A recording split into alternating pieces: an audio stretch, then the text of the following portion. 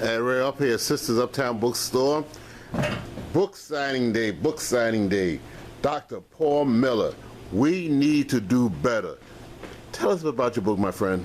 Well, my book is about changing the mindset of kids through community, family, and education. And our goal is to comprehensively be able to put life into our kids, put life into them. And I'm an educator, longtime educator who's been doing this for almost 17 years, who's had established success. And so what I've been able to do is take different things that I've learned over the years through research, through practical experience, and through life experience, and put it in the book. Currently, I'm the CEO and principal of Green Tech High Charter School, where we have all-boys school. We have 97% black males.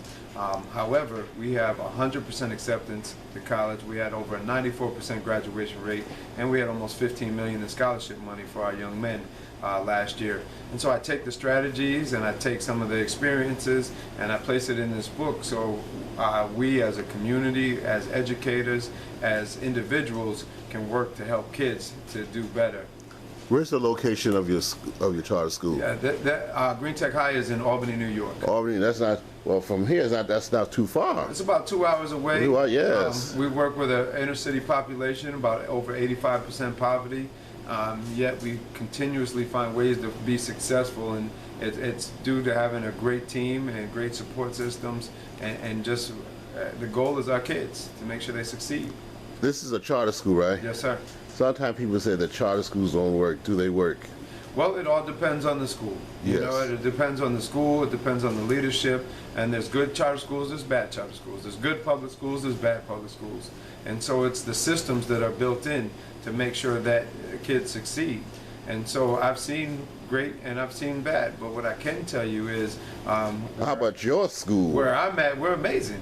Why are you amazing, brother? Talk to me. We're amazing because the kids succeed, because I can guarantee you, if your child comes to my school, that your child will graduate and go to college. That's why we're amazing, because I can guarantee you that if your child just cares just a little bit, they will absolutely in 4 years walk across the stage and move on to being something special in life because of what we've built there.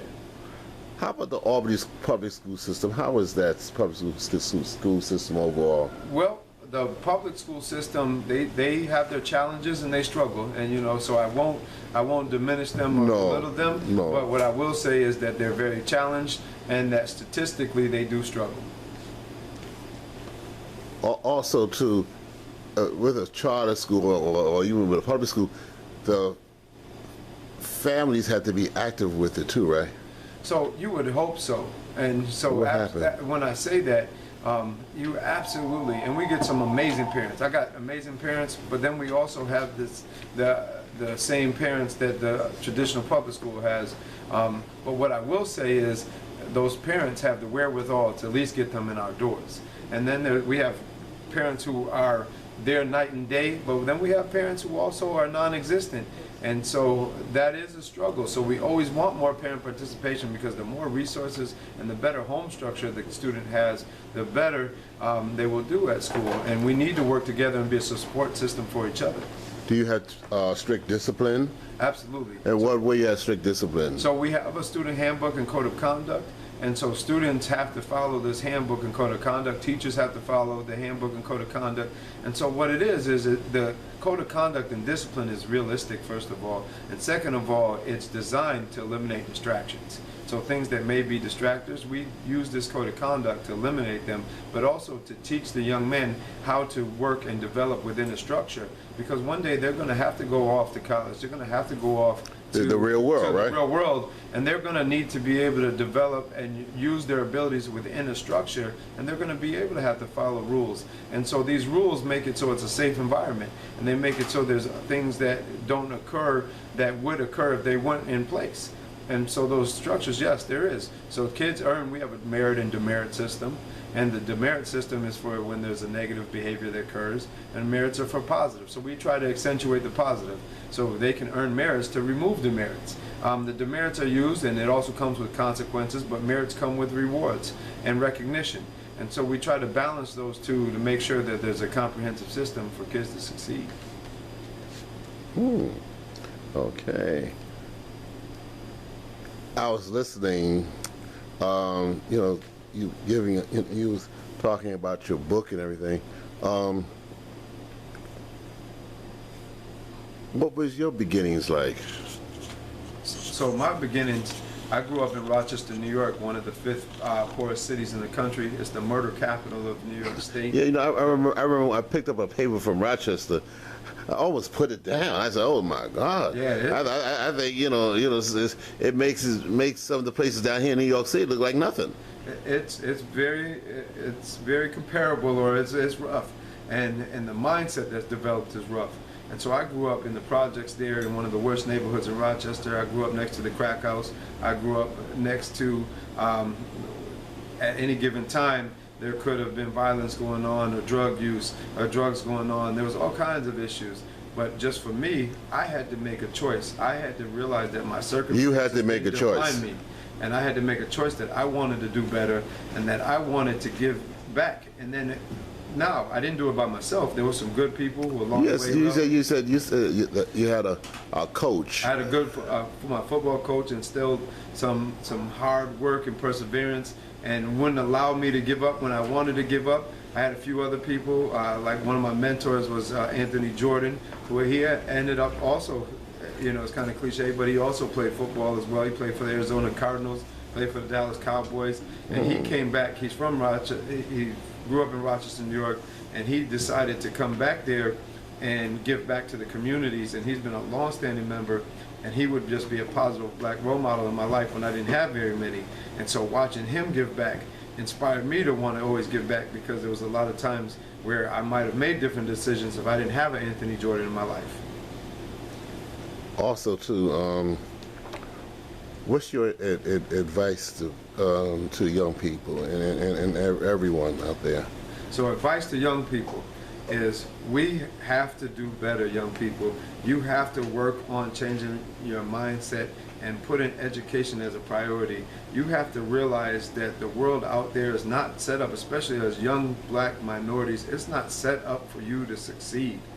But you can make success within the system that's given, but you have to want to push through it. You have to develop a mindset where no matter what, that you will focus on being a championship, where you won't allow yourself to fail, where you can embrace challenges, where you can look at obstacles and be able to get through them, where the effort that you put in is more effort than anybody else, where your ability to accept criticism and where you can also let others inspire you.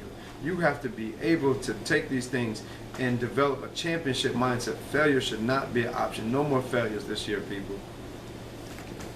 I agree. You know, Nelson Mandela mentioned, he said that education is a very powerful weapon. It's the greatest equalizer. What way? Because it equalizes it. It's the sharpest tool that you have. So it can take, it can take you and make and open so many doors for you, because it's going to open your mind, and it can take you places that you wouldn't have went without the education. But you know, sometimes, you know, even like reading books, I learned like in reading books, you know how to deal with different people, because they don't sit back here, you know. I dealt with some folks, you know, and you know they know you know a little something. They're not going to treat you that way. Well, what it does is it gives you strategies on how to exist in other people's worlds, right? And so there's different worlds that we travel in, and as young black people, we have to be able to know how to travel in different worlds. So you have to know how to be able to walk up and down these New York City streets and be able any to street talk. in the country, right? And then what if you walked into a boardroom? And how would you handle and be able to talk to these people within the boardroom? How would you be able to talk and handle yourself in an education setting? So different times and different places take for different situations and different solutions. And so you need to be able to adjust and assimilate to these situations without changing your core beliefs. But you're going to change for the better to be able to fit into the world. And education teaches you on how to do that. It gives you the tools you need to be able to do that. Because like I always say, we have a joke, you know, is that if you want to, somebody could come in your house, take your TV set, take everything, your computers, even your cell phone, but one thing they will not touch, your books. Your books are safe, everybody. Right. And you know what, no matter how much that things have caused, and if someone takes your body, they can't take your mind. The mind. Right? The mind Your mind is a powerful thing. If you look at slavery, and the whole thing was what the goal was to take their mind away and leave the body. Yes. But we have been able to overcome as a people, but now we got to keep overcoming, and we have to come to that mindset where you can't take my mind away, and education makes it so you build that muscle so it's stronger than any weapon formed against you. That and God. Education and God are the two things that help you form that weapon. You know, I was thinking about, I was talking to someone last, well, I sort of like a disagreement a little bit, and they said, well, you know, the president administration come in. I said, look, I've been on this earth for a good while. I went to about 12 or 13, going close to 13 presidents. I'll survive in this one too. And you know what? I'm actually, and this is going to sound crazy, so let me explain this. But Talk to me. I'm actually happy that there's this president currently. Why? And you know why I'm happy? I'm happy for a reason, because I think that he's going to do some things that are going to shake us and wake us. All right, so we've had a black man as a president, which I love President Obama, and I respect what he's done as our president, but it has made us complacent. It has made us feel like we arrived and the black man's going to save us instead of us saving ourselves. And so now that this gentleman, Donald Trump, is going to be elected president, so he's going to make some decisions that are going to affect us, and affect us so negatively that we are either going to crap or get off the pot.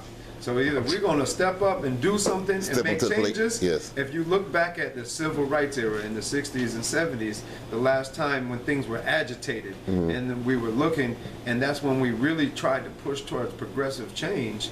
That's the last time that we made efforts as a people to be conscious, to learn knowledge of self, because we had a common enemy.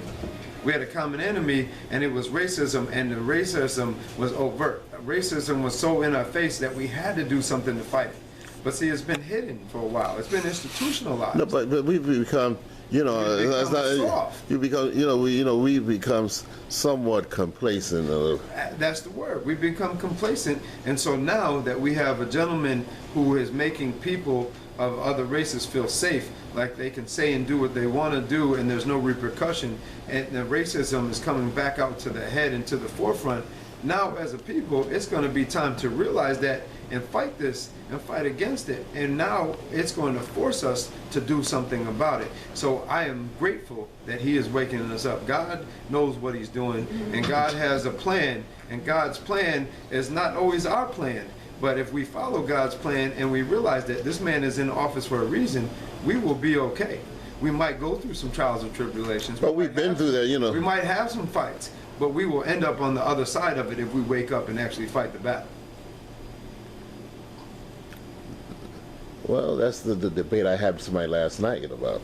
I'm not saying, because they asked me who I voted for. I said, well, I'd vote for none of them, really. I didn't either. I voted for one of my teachers. One of